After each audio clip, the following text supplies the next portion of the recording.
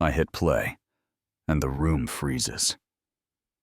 The projector throws grainy footage onto a wrinkled pull-down screen, and there she is at 2:11 a.m.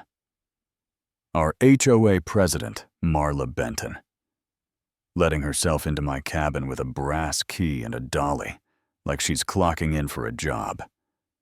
Nobody hired her to do the next clip, has her voice low and pleased. 2 weeks is all it takes, Travis. We mark it dormant, and I stabilize the property.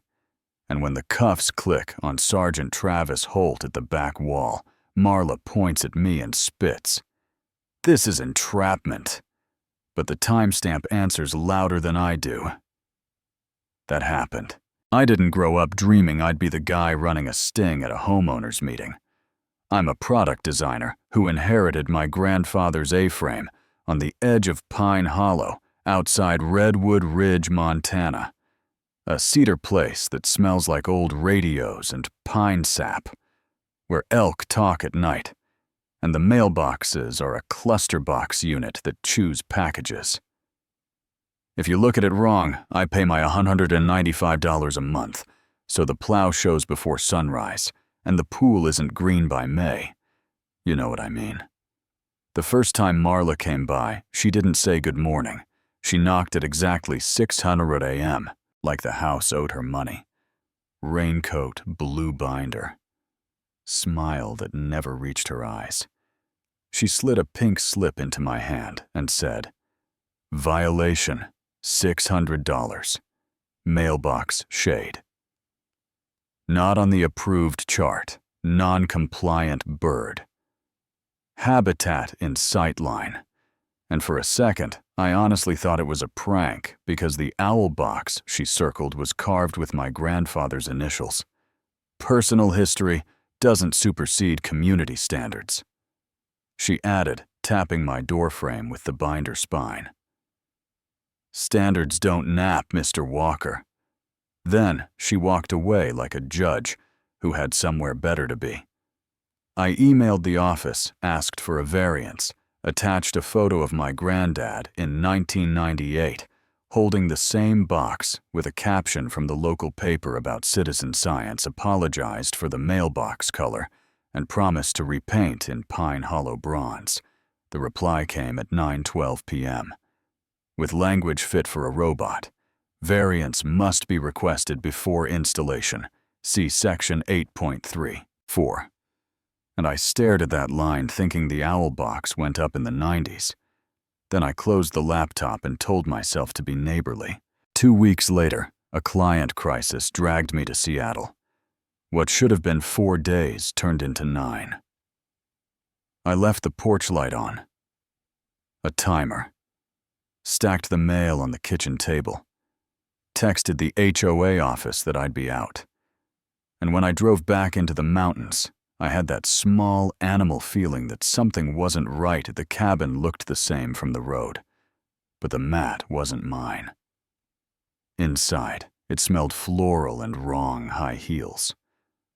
By the door, a leather tote on my grandfather's reading chair, water running upstairs, and when I climbed the steps, Marla walked out of my bathroom in my grandfather's white robe, with my towel twisted into a turban. She didn't flinch, and she didn't apologize. She picked up my hairbrush like we'd shared a mirror for years and said, "You're early," I said. "You're in my house," and she said, "Under emergency caretaker authority, abandonment protocols. The board moved to protect the property. I'll walk you through it then." Sirens grew. She lifted a finger.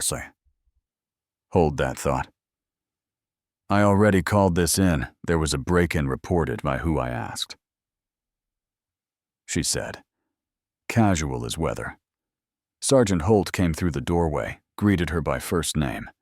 "Evening, Marla," skimmed my license and the probate paperwork I'd carried for 6 months like a talisman. Then took her folder thick with seals and signatures official enough to win a beauty pageant. And he said, "For everyone's safety. Mr. Walker, you might find a place to stay while we sort this out," and there it was. Me packing an overnight bag, under the eyes of a stranger in my robe and a cop who knew her first name.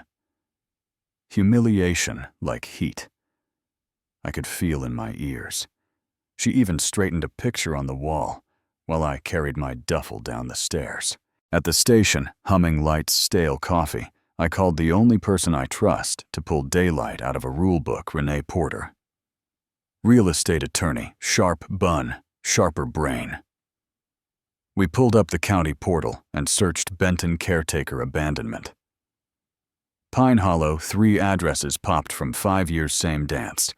Finds emergency actions. Quick sales to the same handful of buyers.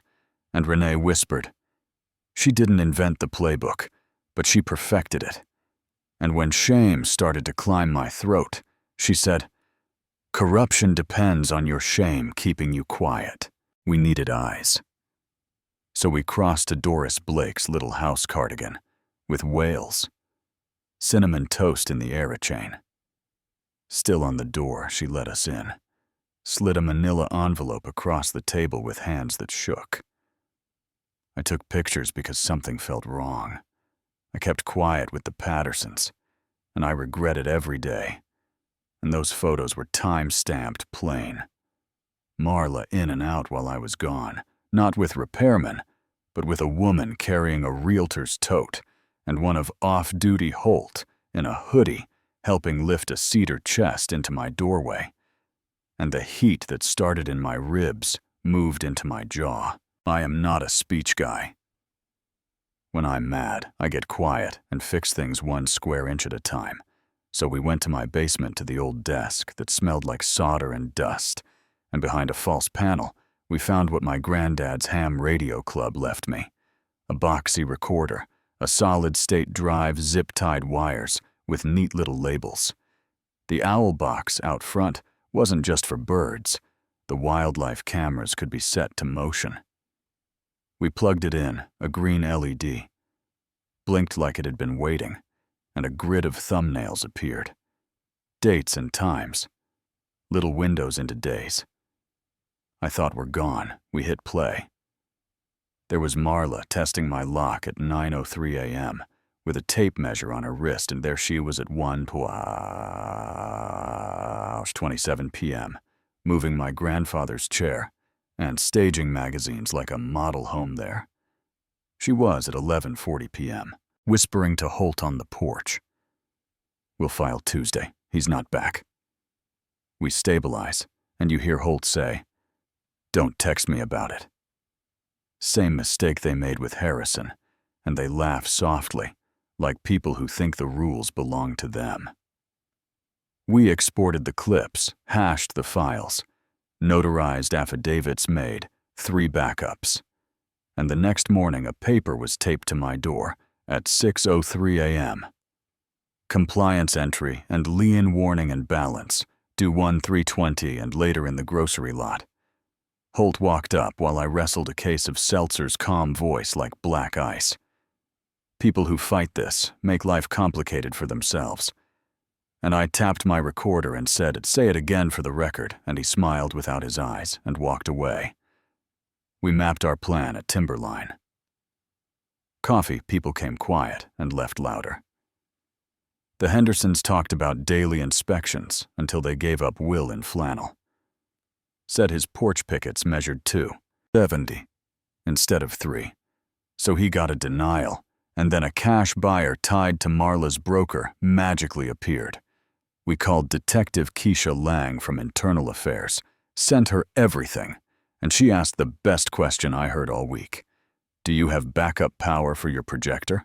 So we packed 2 laptops, 2 thumb drives, printed QR codes that linked to cloud backups, a little inverter generator in my truck, and a HDMI to VGA dongle, because community centers are allergic to convenience. That Tuesday, the hall filled like a storm. Rolling in metal chairs, styrofoam coffee, a camo cap in the back, a mom bouncing a baby. Doris, front row, clutching her envelope like a life ring. Marla at the podium in a steel blazer. the board like a row of houseplants that hadn't seen sun. Holt at the exit with his arms crossed, she went first. Slides of my cabin with the lights off, and grass slightly too tall. We would never act without cause, she said. Walker's repeated absences forced emergency caretaker authority to prevent deterioration and liability, and she aimed the clicker at me like a laser sight. I walked up and said, "I have video, not a speech, just that." And I played clip 1, her testing my locks with a notepad labeled with my address, and a murmur moved across the room like wind through dry grass. Clip 2, the staged move in the crystal bowl that wasn't mine, the chair shoved to the wrong wall. Clip 3, her paperwork on my table under a lamp, the header reading emergency caretaker agreement, with a charter code marked 8.341. When Pine Hollow's real charter is 8.3.4 with no subpoints, Renee froze the frame and put the real charter beside it, circled the mismatch with a shaky red laser. "You can fake a stamp, but fakers mess up numbering," she said. And the gasp was not small. Clip 4, the porch whisper. "Don't text me about it." And that church hush fell. Doris stood without waiting and lifted her photos. "I didn't speak up last time. I won't be quiet again." And a guy in back pointed and said I knew it. And suddenly, Marla's voice went sharp. "This is illegal surveillance," she snapped. "This is a smear." And I said, "It's my house." Maybe too hard, then the lights died all at once. Somebody said while my generator purred and the projector blinked back to life. The bathroom clip came up steam behind her. My grandfather's robe belted around her waist, and the room made that sound people make when everyone sees the truth. At the same second, Holt touched his radio and shifted toward the door, and a woman in the third row stood and held up a badge. "Detective Keisha Lang, Internal Affairs Sergeant. Holt, you are under investigation for conspiracy fraud and abuse of authority. Do not move." And 2 troopers stepped out of the scenery like they'd been painted. Their cuffs clicked. Marla started talking and didn't stop. Retaliation edited at-risk asset. Her binder slid and exploded like a paper grenade. A signature page landed by my boot. "With the vice chair's name spelled wrong," Renee said quietly. "I move to suspend Marla Benton as president, pending investigation, and Paul, the math teacher who chairs the board." Looked down the table, and you could watch the part of his brain that counts. Votes turn like tumblers in a safe. "Is there a second?" he asked. 3 hands went up. Fast, 2 slower.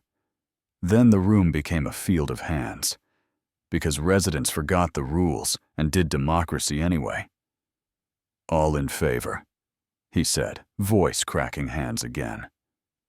Opposed, too. The gavel fell a clean wood crack that felt like a door finally opening.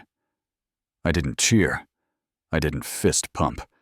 I stood there with my hands shaking and thought about how close I came to saying nothing because I didn't want to be the guy who makes a scene. And here's the part I hope sticks.